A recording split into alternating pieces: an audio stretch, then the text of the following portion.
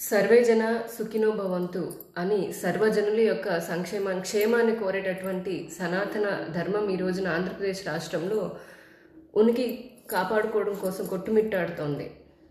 వరుసపెట్టి దాడులు. ఎందుకంటే సనాతన ధర్మ జాతి మూలాలపైన సంపద పైన విరుచుకుపడుతున్న ముష్కరులు. గుంటూరు నుండి మొదలయ్యి బిట్రగుంట, పిఠాపురం, తిరుమల, శ్రీశైలము, ఇంకా అంతర్వేది, ఇప్పుడు మొన్న రామతీర్థం, అలా చెప్పుకుంటూ పోతే స్వయంభు వేల సంవత్సరాల నుండి ఉన్న స్వయంభు క్షేత్రాల నుండి చిన్న దేవాలయాల వరకు 126, అది నిన్నటి సంఖ్య. ఈరోజు ఉదయమే తెలిసిన సంఘటన విజయవాడలో బస్టాండ్ దగ్గర ఉన్న సీతమ్మ వారిది. మొన్న రాముల వారు శిరస్సుని తీసి ఖండించి ఆ మాట చెప్పడానికి కూడా చాలా బాధగా ఉంది. కొలంలో పడేశారు ఈ రోజున సీతమ్మ వారు. ఇలా అక్కడి నుంచి మొదలుపెట్టినటువంటి వీళ్ళంటే తీవ్రవాదులు కనుక దండయాత్ర చేసి ఇదివరకు ఎలా అయితే మన సనాతన ధర్మాన్ని ఇబ్బంది పెట్టి అంటే మన సంపదను కొల్లగొట్టుకొని మన దేవాలయాలను ధ్వంసం చేశారు, అటువంటి పరిస్థితి ఈ రోజున ఆంధ్రప్రదేశ్లో కనపడుతూ ఉంది. విగ్రహాల ధ్వంసం, దేవాలయాల్లో దొంగతనాలు, అలంకరణ విషయాల్లో, గోశాలలో, వసతి గృహాల్లో, అలాగే ప్రసాదాలలో ఇలా ఎన్నో అపచారాలు జరుగుతూనే ఉన్నాయి. ప్రతినిత్యం లెక్కలేనన్ని అపచారాలు జరుగుతూ ఉన్నాయి.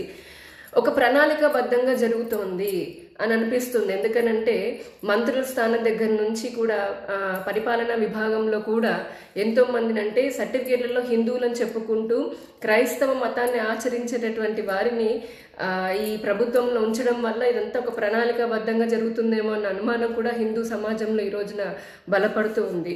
దేవుడే చూసుకుంటాడు అని అంటే దేవుడే చూసుకుంటే ఇంకా ప్రభుత్వాలు దేనికి, పాలకులు దేనికి? ప్రజలంతా పిచ్చోళ్ళ కనిపిస్తున్నారు ప్రజాస్వామ్యంలో. దేవుడే చూసుకుంటారని ఒక స్టేట్మెంట్ ఇచ్చి మీరు ఎవరిని పక్కదోవ పట్టిస్తున్నారో, ఎవరి కోసం మాట్లాడుతున్నారో కూడా తెలియనటువంటి స్థితిలో ఈ రోజున పాలకులు ఉన్నారు. రాజకీయ పార్టీల ఆధిపత్య పోర, వాళ్ళ పార్టీల మధ్య ఉండే విద్వేషాలు, కుట్రలు, కక్షలు, లేదా ఓటు బ్యాంక్ రాజకీయాల కోసం ఇలా హిందూ మతం మీద అంటే మా మతం మీద పడుతున్నారు, మా దేవాలయాలను ధ్వంసం చేస్తున్నారు అనేది అలాంటి అనుమానాలు కూడా వస్తూనే ఉన్నాయి. రజాక్ లాంటి అన్య మతస్థులని శ్రీశైలంలో, తిరుమలలో కానీ ఇంకా చాలా దేవాలయాల్లో, సింహాచలం దగ్గర నుంచి ఎన్నో దేవాలయాల్లో ప్రసాదాల తయారీ కానీ, షాపులు కానీ, వసతి గృహాలు నడపడము, గోశాలను నడపడం, ఇలా అన్య మతస్థులకి కాంట్రాక్టులు గత ప్రభుత్వాల్లో ఇచ్చాయి. ఇప్పుడు ఈ ప్రభుత్వంలో మరీ ఎక్కువ చేస్తున్నాయి. అంటే అసలు హిందూ ధర్మం, సనాతన ధర్మం, హిందువుల మనోభావాలు అనేది నిజంగా లేవా? హిందువులందరూ చచ్చిపోయారు అనుకుంటున్నారా? లేకపోతే కట్టగట్టుకొని ప్రతిరోజు ఇలా ఏదో ఒక దేవాలయం పైన దాడులు చూస్తుండే పొద్దున ఉదయం లేవగానే ఎంత మానసిక క్షోభ గురవుతున్నామంటే మాటల్లో వర్ణించలేము అది ప్రతిరోజు. అంతకంటే ఈ రాష్ట్రంలో హిందువులందరూ కట్టగట్టుకుని ఒకేసారి తగలబెట్టి చంపేయండి, అది ఇంకా మాకు సంతోషంగానే ఉంటుందేమో. అలాంటి దౌర్భాగ్యమైన స్థితిలో ఈ రోజున ఆంధ్రప్రదేశ్లో హిందువులు ఉన్నారు అని చెప్పడానికి నిజంగా చాలా బాధగా ఉంది నాకైతే. కులాల వారీగా, పార్టీల వారీగా, ప్రాంతాల వారీగా అమ్ముడుపోయినటువంటి ఈ హిందువులు ఎవరైతే ఉన్నారో సిగ్గుతో చచ్చిపోవాలి తల వంచుకొని. ఒక రాజకీయ నాయకుడి విగ్రహం ఎక్కడైనా కనుక ధ్వంసం అయితే రాష్ట్రం మొత్తం అట్టుడికి పోయి రాష్ట్రం అంతా తగలబెట్టేంత చైతన్యం ఉన్న ఈ ఆంధ్రప్రదేశ్లో దేవాలయాలపైన వరుసగా సంఘటనలు జరుగుతుంటే చేవలేని చేతగాని చనిపోయినటువంటి హిందూ సమాజం ఉందా అని అనుకోవాల్సిన పరిస్థితి ఆంధ్రప్రదేశ్లో దాపురించింది. పాస్టర్లకి జీతాలు ఇచ్చుకుంటూ అంటే ఇతర మతస్థుల యొక్క విగ్రహాలని ధ్వంసం చేయండి, నాశనం చేయండి అని చెబుతూ వారిని ప్రోత్సహిస్తున్నది ఎవరు అని హిందూ సమాజం ఈరోజు అడుగుతూ ఉన్నారు. హిందువుల ముసుగులో ఉండి అన్య మతానికి కొమ్ము కాస్తున్న రాజకీయ నాయకులు అండ చూసుకున్న వీరు, లేదంటే ఇటువంటి దాడులు చేస్తున్నటువంటి ముష్కరులకి ప్రభుత్వము, పోలీసు యంత్రాంగము అంటే భయం లేకనా, లేదా వారి అండదండలు ఉన్నాయని ఈ విధంగా చేస్తున్నారు అనేది కూడా అర్థం కావట్లేదు. అసలు వేలాది గుళ్ళకు పోలీసులను పెట్టలేం కదా, ప్రతి గుంటికి వేలాది గుళ్ళు ఉన్నాయి, ప్రతి గుడికి కూడా పోలీసులను పెట్టలేం కదా అని అంటున్నారు ప్రభుత్వం వారు. మీరు వేలాది గుళ్ళకి పోలీసులను పెట్టలేం కదా అని అంటే ప్రభుత్వ ఆస్తులను కాపాడము, శాంతి భద్రతలు కాపాడము ప్రభుత్వ బాధ్యత కాదా? మరి ఎందుకు దేవాదాయ శాఖ కింద అంటే దేవాదాయ శాఖ కింద ప్రభుత్వం కిందకే వస్తుందిగా, మరి ఎందుకు దేవాలయాల భూములని దేవాలయాలకు వచ్చేటటువంటి హిందువులు హుండీలో వేసేటటువంటి సొమ్ముని కూడా మీరెందుకు ప్రభుత్వం వారి చేతుల్లోకి తీసుకున్నారు? అలాంటప్పుడు భద్రత కల్పించాల్సినటువంటి బాధ్యత మీకు లేదా? ఒక సమాధి కూలిస్తే క్షమాపణ బహిరంగంగా వెళ్ళి క్షమాపణ చెప్పినటువంటి హోంమంత్రి గారు ఈ రోజున ప్రతి హిందూ మనోభావాలు ఏంటి అసలు? కళ్ళమటి రక్తం వస్తుంది, గుండె పగిలిపోతుంది, ఇంత క్షోభ పడుతున్నాము. మరి మా మనోభావాలకి సమాధానం చెప్పాలని చెప్పని బాధ్యత హోంమంత్రి గారికి లేదా? అసలు దేవాదాయ శాఖ మంత్రి గారు హిందూ ధర్మానికి కట్టుబడి ఉండి ఆయన హిందూ ధర్మాన్ని కాపాడుకోవాల్సినటువంటి వ్యక్తి ఏమో అన్ని మత ప్రార్థన మందిరాల శంకుస్థాపనలకు వెళ్తారు, పండుగలకి వెళ్తారు. అన్ని మతాలని సమానంగా చూసి అందరినీ కాపాడాల్సినటువంటి బాధ్యతలో ఉన్న హోంమంత్రి గారేమో ఒక మతానికి కొమ్ము కాస్తూ ఉన్నారు. ఇంత వరుస దాడులు జరుగుతున్నటువంటి చేత కానీ చూస్తుందంటే దాడులు జరుగుతున్నా కూడా ఎటువంటి చర్యలు తీసుకోకుండా వీటిని నిలువరించడానికి చర్యలు తీసుకోలేదు. చేసిన వారిని ఇంతవరకు అరెస్ట్ చేసే పరిస్థితిలో లేని చేతగాని హోంమంత్రి అలాగే దేవాదాయ శాఖ మంత్రి డీజీపీ గారు కూడా అందరూ ఒక్కసారి రాజీనామా చేయాలనేది ఈ రోజున మేము డిమాండ్ చేస్తూ ఉన్నాము. ఎందుకనంటే మంత్రులు ఇప్పుడు అసలు ఈ రాష్ట్రంలో పరిస్థితి ఎలా ఉందంటే ఒక మంత్రి ఏమో విగ్రహం విరిగితే బొమ్మనే కదా విరిగిందని అంటారు. అంటే ఇలాంటి మంత్రులే ఇలాంటి మాటలు మాట్లాడుతూ ఉంటే మరి ఇలాంటి ముష్కరులకి ఇది రెచ్చగొట్టే వ్యాఖ్యలాగా అయ్యి వాళ్ళు సలహాలాగా తీసుకుని పాటిస్తున్నారేమో అని చెప్పని అనుమానం కూడా కలుగుతూ ఉంది. దేవాలయాల సొమ్ముతోటి మంత్రుల దగ్గర నుండి స్వీపర్ వరకు కూడా వారి జీతభత్యాలు తీసుకుంటూ అన్య మతాన్ని ఆచరిస్తూ స్వీకరిస్తున్నటువంటి వాళ్ళని మేపుతున్న దేవాదాయ శాఖకి మరి దేవాలయాల సొమ్ముతోటి ప్రతి గుడి దగ్గర సీసీటీవీని ఒక సెక్యూరిటీని పెట్టలేదా? మాత్రము ఏ గుడిలో చూసినా సీసీటీవీలు సరిగ్గా పనిచేయవు, ఏ గుడిలో చూసినా సెక్యూరిటీ ఉండరు. గ్రిల్స్ పగలు కొట్టుకుంటున్నారు, తలుపులు బద్దలు కొట్టుకుంటూ మరీ వెళ్ళి విగ్రహాన్ని పగలు కొడుతున్నారు. ఒక ప్రణాళికాబద్ధంగానే హిందువులని పిచ్చోళ్ళని చేసి, నిజమైన హిందువులు అంటున్నాను ఇక్కడ, అమ్ముడుపోయిన హిందువులు కాదు, పార్టీలో ముసుగులేసుకున్న వారు కాదు, పార్టీలో కొమ్ము కాస్తున్న వారు కాదు, నిజమైన హిందువులు ఎవరైతే ఉన్నారో ఆ హిందువులని రాష్ట్రం నలుమూలల్లో ప్రతిరోజు పిచ్చి కుక్కల్లాగా పరిగెత్తేస్తున్నారు. చాలా బాధగా ఉంది. ఈ రోజు చూడండి, ఇటువైపు వెళ్ళి రామతీర్థంకి అని చెప్పని వెళ్ళి అక్కడ చూసే లోపు కర్నూలులో ఇంకొక దాడి జరుగుతుంది, లేదంటే విజయవాడలో జరుగుతుంది. ఇలా రాష్ట్రం మొత్తం కూడా గడిచిన 18 నెలలలో హిందువులను పరిగెత్తించి శునకానందం పొందుతున్నారు ఈ ముష్కరులు ఎవరైతే ఉన్నారో వాళ్ళు. తీవ్రవాదాన్ని తలపిస్తోంది ఆంధ్రప్రదేశ్లో. నిజంగా చదువుకున్నాం ఒకప్పుడు మహమ్మదీయులు, లేదంటే తర్వాత వచ్చినటువంటి బ్రిటిష్ వారు వాళ్ళంతా ఆలయాలను ధ్వంసం చేశారు, సంపదను దోచుకెళ్లారు. కానీ మళ్ళీ ఇప్పుడు ప్రత్యక్షంగా కళ్ళారా చూస్తున్నాము.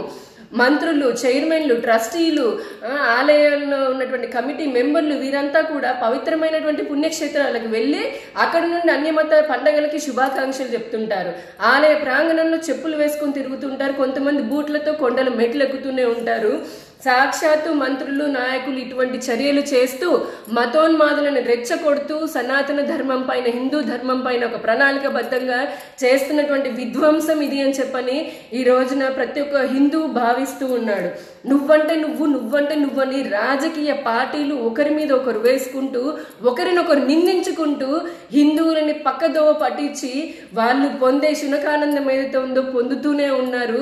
ప్రజలని ఇక్కడ హిందువులని పిచ్చి వాళ్ళని చేస్తున్నారు.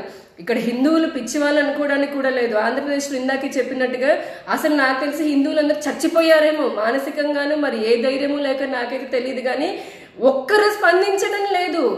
కనీసము రాజకీయ పార్టీలు ఉన్న వాళ్ళైన నాయకులు కూడా వీడెప్పుడు శుభాకాంక్షలు చెప్తారు ఇతర మతాల పండుగలప్పుడు. అదే ఇప్పుడు ఇటువంటి విధ్వంసాలు జరుగుతుంటే ఎందుకు కనీసం నాయకులు స్పందించట్లేదు, ఎక్కడికి వెళ్ళట్లేదు. ఇంతవరకు కూడా రామతీర్థానికి మరి ఎవరు వెళ్ళారు? నిన్న వెళ్ళారు అందరూ. సంఘటన జరిగింది ఎప్పుడు? వెల్లంపల్లి గారు, దేవాదాయ శాఖ మంత్రి గారు మరి నిన్న వెళ్ళారని చెప్పని తెలిసింది. నిన్ననా వెళ్ళేది. ఈరోజు మళ్ళీ ఇంకొక సంఘటన జరిగింది. పీఠాధిపతులు, ఇక అందరి గురించి చెప్పుకోవాలంటే పీఠాధిపతులు నిజంగా చెప్తున్నాను కదా, ఒకప్పుడు నిజమైనటువంటి పీఠాధిపతులని పీఠాలకి చెడ్డ పేరు తీసుకొస్తున్నారు వీళ్ళు. ఎందుకనంటే కొంతమంది పీఠాధిపతులు, అందరూ కాదు, కొంతమంది పీఠాధిపతులు రాజకీయ పార్టీలకి నాయకులకి అమ్ముడుపోయి వేల కోట్ల రూపాయలు సంపాదించుకుంటూ వేలాది ఎకరాల భూములని ఆస్తులను సంపాదించుకోవడమే పనిగా పెట్టుకున్నారు. కానీ ధర్మ పరిరక్షణ కోసం అని చెప్పని ఒక్కరైనా బయటికి వచ్చి ఈ పెద్ద పెద్ద పీఠాధిపతులను అనుకుంటూ ఉంటారు కదా, రాజకీయ నాయకులకి అమ్ముడుపోయినటువంటి పీఠాధిపతులను ప్రశ్నిస్తున్నాను, అందరినీ కాదు. మరి వారు ఎందుకు ఒక రోడ్డు పైనకు వచ్చి ఈ రోజున ఒక ఉద్యమాన్ని తెరతీయట్లేదు? సిగ్గుచేటు చీ అని ఉమ్మేస్తున్నారు ప్రజలు. ఇటువంటి పీఠాధిపతులు ఉండడం వలన అసలు సగం మంది పీఠాధిపతుల వల్లనే ఉద్యమాన్ని, సామాన్య కార్యకర్త, ఒక హిందూ సైనికుడు మొదలు పెట్టినటువంటి ఉద్యమాన్ని కూడా నీరు గారుస్తున్నారు. ఇప్పటికీ తిరుమలలో అలంకరణలో క్రాస్ పెట్టారని చెప్పని దాన్ని ప్రశ్నించినందుకు ఒక సామాన్య హిందూ సైనికుని, ఒక కార్యకర్తను తీసుకుని వెళ్ళి అక్రమంగా అరెస్ట్ చేసి అతన్ని ఇప్పటికీ జైల్లోనే పెట్టారు. పెద్దలు పూనుకోకుండా ఇంకా ఇటువంటి ఉద్యమాలు ఎలా జరుగుతాయి? సామాన్యులనేమో అక్రమంగా జైళ్ళలో పెడుతున్నారు.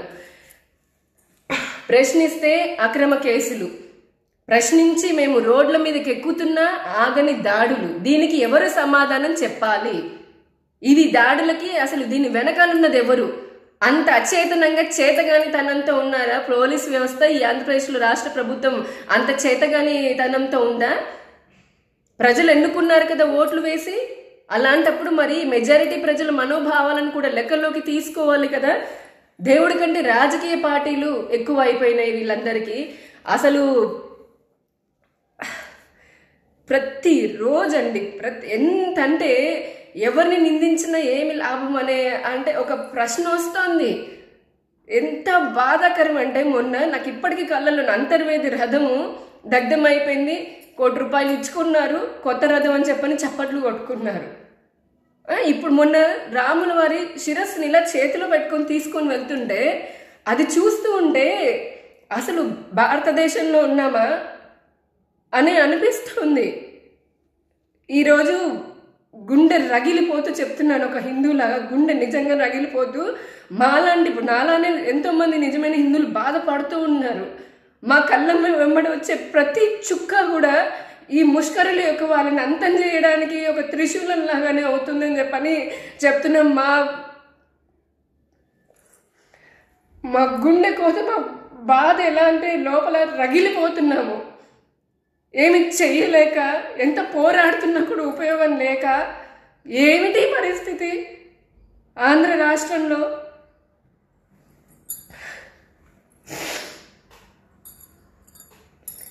ఇప్పుడు రావాల్సింది ఒక హిందూ మహా సంఘటన జరగాలి రాష్ట్రంలో. దయచేసి పెద్దలు ఎవరైనా సరే ఉంటే అందరూ కలిసికట్టుగా రండి, మేమంతా వస్తాము, ఎవరికి వారి ఇళ్ళలోంచి బయటికి వద్దాము, మన ధర్మాన్ని మనం కాపాడుకుందాము. ఇంతకంటే